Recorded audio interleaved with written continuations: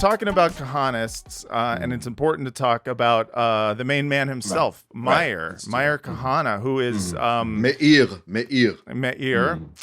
Kahana, who is a American Jewish fascist who moved to Israel from Brooklyn. He grew up in Brooklyn, and he served a term in the Knesset before he was convicted of being a literal terrorist, I believe, convicted of acts of terrorism. He founded the Jewish Defense League and also the Israeli political party. It's spelled Kach, so I'm going to assume it's pronounced Kach. He founded Kach, and he was later assassinated.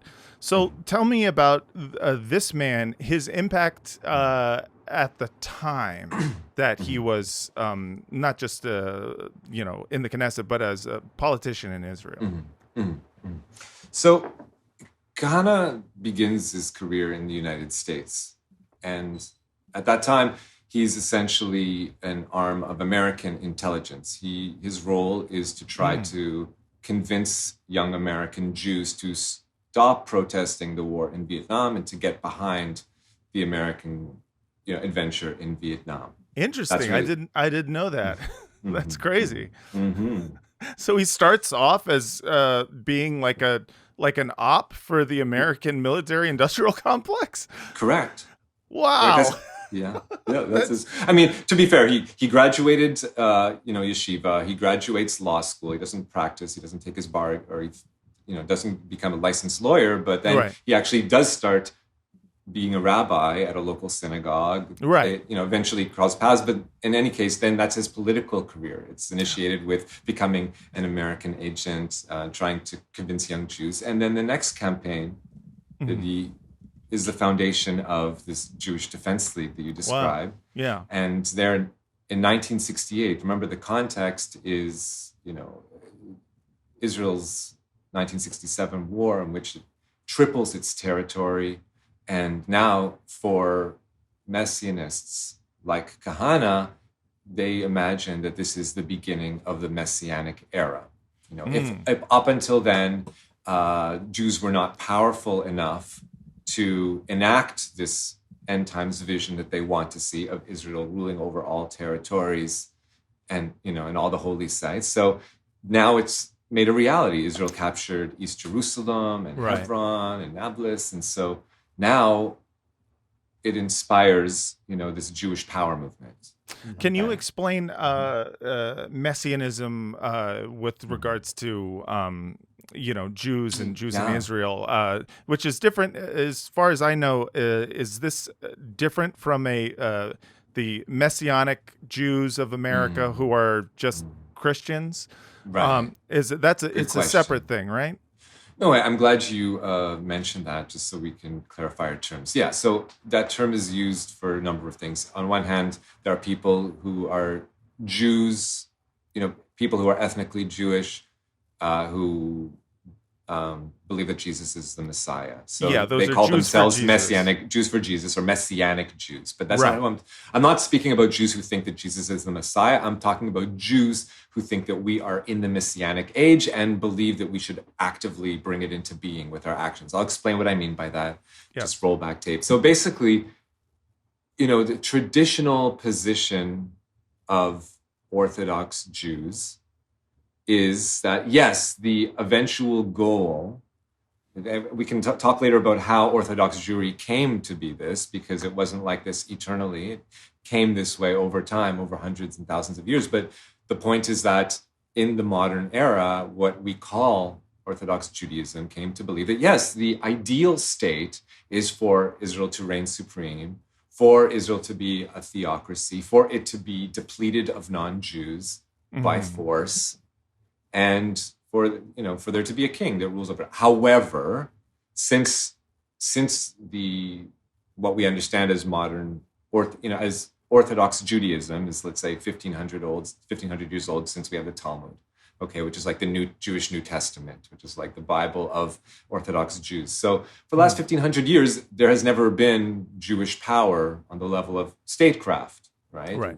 Jews have lived in countries that were Christian or Muslim and such. And so they've always been minorities that did not have enough might to assert by force and take control over land by virtue of their power. So if a Jew tried to do such a thing, they would be wiped out, and the whole Jewish community would be wiped out. So the Orthodox Jews said, yes, that is our objective, to create a theocratic Jewish state that is ethnically cleansed of non-Jews, but that is only for the Messianic era. That's for God to come down and create into being. It's not for us. That became the traditional ultra-Orthodox position. Yeah, we want that, but we're going to be pacifists, not activists. Which, in a sense, informs Neturei Karta's objection to Zionism, right? 100%. Now, I don't hear them saying, now someday we will take over that land and oppress everyone, but not until then, Palestinians are equal human beings and the Zionists are infidels. I hear them saying, and I heard a really good interview Glenn Greenwald did with two of them recently. It was excellent. And I don't need to cross-examine what they really believe, but they are keeping that, at least the tradition of let's wait for the days of Jewish supremacy. Mashiach. Until which is is that right? No, it's very much so. And so that's, we can say that the Neturei Karta and other groups like them are the few that remained of that traditional ultra-Orthodox position that we came into modernity with. But obviously, since the modern Zionist movement, it managed at first to make inroads with just a small minority of the Orthodox community. And then over time, they have come to, inform the politics of almost all of the Orthodox and ultra-Orthodox communities. And now Neturei Karta are just a small minority that still cling to that original. Right. And yes, you're right. They aren't, we don't test them on their end times vision. But to be fair, we don't test, we're living in a society, pluralistic society, where we're trying to live with people of various religious ideas or political ideas that we don't necessarily agree with. So if they're benign enough to, if you're cool enough to come to a protest, you know what I mean? For Palestine, if I'm going to give Candace Owens credit for having Norman Finkelstein on, I'm going to take the Neturei Karta's support in good faith and be like, that's a boon to the cause. Right. Yeah, it is. It's one of those things where, at least within the Jewish community, in the United States, people, including non-Zionist Jews and anti-Zionist Jews, are like, well, don't look too closely at what other things they believe. You know what I mean? Because they certainly have their issues as well. Or how they treat their wives. Yes. But you take what you can get. And if you can get, Hasidic looking Jews, saying free Palestine, you're like, cool, put it in social media. And their spiritual view on it, I find very, very compelling and actually very inspiring. It reminds me of the best of Judaism, like the value of exile, the divine gift of exile in a sense, or at least the task, the obligation of exile. And it also helps when you see the anti-Semitic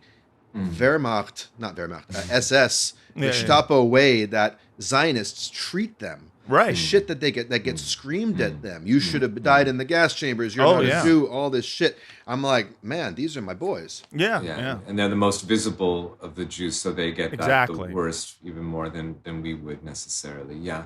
So, but I'll let them speak for themselves. But basically, just to understand the context in which we're coming in. So that, again, just to reiterate, that idea of a messianic age where Jews reign supreme and ethnically cleanse the non-Jews was traditionally left for the messianic age. But in 1967, once Israel expands its territory thricefold, then all of a sudden people start thinking, well, maybe now we're in the messianic era. And that's when Kahana steps on the scene and he founds the Jewish Defense League. And there's lots to say about their activities in the United States, but just briefly, their main efforts originally were to fight back against African communities, neighborhoods in which all of a sudden there was white flight and many Jews move out to the suburbs. Right. And so they became less Jewish and more Black and Puerto Rican over time. And so he exploits this, to create animosity between the two communities. At the same time, laces up alliances with the local right-wing voting communities, the Italian Americans of New York, and works in conjunction with the local mob boss to do so. And then they actually, after those episodes of being an arm of American intelligence, then Kahana becomes an arm of Israeli intelligence. And so you have the leaders of Israel's underground militias of the 1940s, the Jewish terrorist groups who, committed atrocities against Arab Palestinian civilians and who ousted the British from Palestine with their bombing campaigns. So those same bomb makers then transmitted the knowledge of how to make bombs, the bomb craft, to the JDL. The people who were fundamental were those people who went on to serve in the Israeli government, including Israeli Prime Minister Yitzhak Shamir. Right. He starts out working in the Lehi, right, one of the Israeli Jewish terrorist groups, and then he ends up introducing Kahana to the bomb makers of the Irgun. Wow. And so then and then with that skill set, the JDL then goes on a bombing campaign around the United States and shooting campaigns, mainly against Soviet officials, because the issue that they took on at that time, this is again at the height of the Cold War, and there was also a détente between the US and USSR, but from Kahana's perspective, they now demanded that Jewish people in Russia, in the former Soviet Union at that time, be allowed to immigrate to Israel, and preventing them from doing so is a grievous human rights violation that justified terrorism. Well, and we have to say that the mainstream Jewish community in North America, at least, took that cause on. I didn't know that it was a Kahanist cause, but when I was a kid going to Temple and I'll name names in Vancouver, we would come home with tzedakah boxes, charity boxes, and asking our parents to donate to what cause? Both planting trees in Israel, to replace the Palestinian olive trees that got uprooted, I guess. The indigenous ones planting Douglas firs in Israel or some stupid shit. But also the cause of the Russian so-called refugees, the ones who wanted to leave. And I remember this is the first time I ever realized that A, anti-Zionism was a thing, and B, I was the son of an anti-Zionist. My dad said, I'm not giving a fucking penny to that. If they want to donate to the Palestinians, I will. And I said, who are the Palestinians? I was 11. But that cause, I remember, in the mid-'80s, was really championed, and not just by extreme right-wingers. I went to a Reform synagogue. That's just it. This is one of the ways in which the Kahana movement ingratiated itself into the Jewish mainstream. Now, that issue had been an issue, of some elements of the Jewish community, but the Kahanists put it on the front, made it front page news by using, tactics that, some of the tactics were legitimate, nonviolent tactics. Some of them were explicitly violent tactics, and, shooting at the home of, Russian or rather Soviet ambassador to the UN or ambassador to the US and such. And in fact, they ended up taking the life of, they firebombed the offices of Saul Yurok, which was a Jewish American impresario who organized many, many concerts, including these concerts of Bolshoi ballet and such. And the Kahanists demanded that everyone BDS the Soviets. And so because this Jewish impresario hosted or organized concerts of Soviet cultural troops, so they firebombed their offices, and people were injured, and one woman was killed. She also happened to be Jewish, one of Saul Yurok's secretaries. So, and these guys got away with these murders. Yeah, they got away. That wasn't a murder. They were McCarthyists. They were McCarthyites who were willing to do more than hold, House Un-American Activities commissions. They were willing to just murder, just go murder motherfuckers. Yeah. Straight terrorists. Terrorists. Yeah, McCarthyite terrorists. Okay. Look, just a word about the Soviet Union at that time to put it in perspective. Although I'm not an expert on Soviet history, but my understanding is that it wasn't that only Jews were not allowed to emigrate, or only Jews didn't have full cultural religious rights, because this is a country that was, state atheism was a prescribed religion, right? And there were efforts to de-religionize the entire population and say, we need to modernize and leave synagogue and church and mosque behind.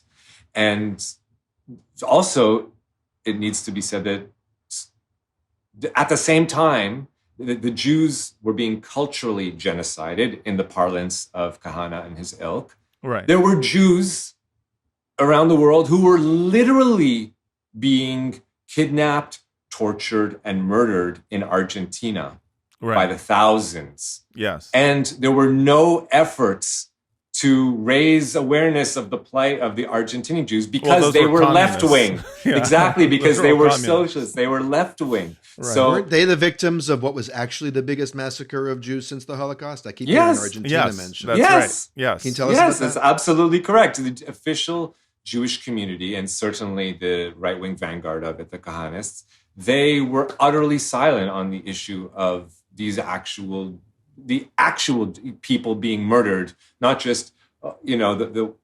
the threat to cultural, the assimilationism, the forced assimilationism of Jews, which is a literal genocide as opposed to the murder of thousands. Thank you so much for watching that. Please like and subscribe, and please support us, patreon.com/badhasbara, or go to badhasbara.com.